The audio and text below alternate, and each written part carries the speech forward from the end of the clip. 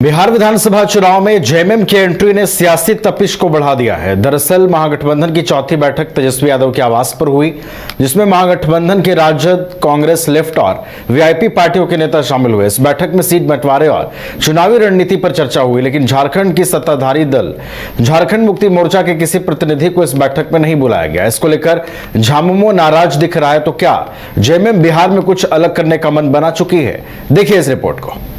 झारखंड मुक्ति मोर्चा को बिहार में महागठबंधन की बैठक में नहीं बुलाया गया। इस पर राजद ने प्रतिक्रिया जाहिर करते हुए कहा है कि झारखंड मुक्ति मोर्चा के केंद्रीय अध्यक्ष हेमंत सोरेन को तेजस्वी यादव, लालू यादव और राहुल गांधी से बात करनी चाहिए। राष्ट्रीय जनता दल के हुसैनाबाद विधायक और प्रदेश अध्यक्ष संजय सिंह यादव ने कहा कि उन्हें उचित प्लेटफॉर्म पर अपनी बातें रखनी चाहिए। उन्होंने कहा कि उन्हें बाहर से जो जानकारी मिल रही है उसमें झारखंड मुक्ति मोर्चा को बिहार में उचित सम्मान दिया जाएगा। जेएमएम को माननीय जो जेएमएम के मुखिया हैं, माननीय श्री हेमंत सोरेन जी को,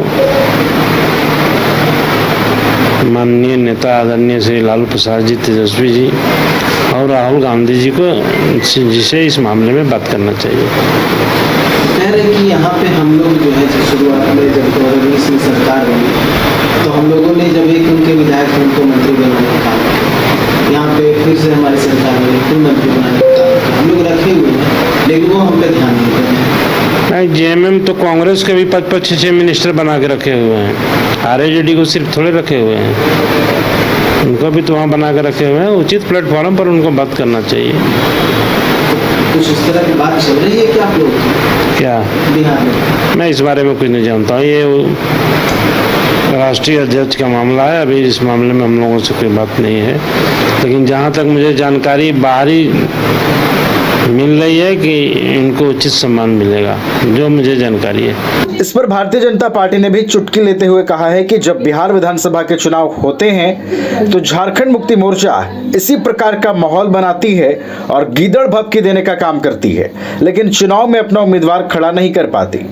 भाजपा सांसद दीपक प्रकाश ने कहा कि अगर उनमें दम है तो अपनी परिस्थितियों का आकलन करें और चुनाव लड़कर दिखाएं। साथ ही उन्होंने कहा कि अगर झामुमो को गठबंधन में स्थान नहीं दिया जाता तो हेमंत सोरेन में अगर दम है तो राजद के मंत्री को मंत्रिमंडल से बाहर करके दिखाएं।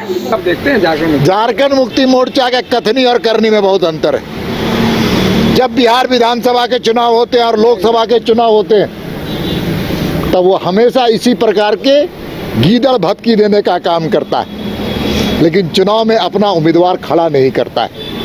इस बार भी उसी प्रकार से हम सब लोगों को परिणाम मालूम है।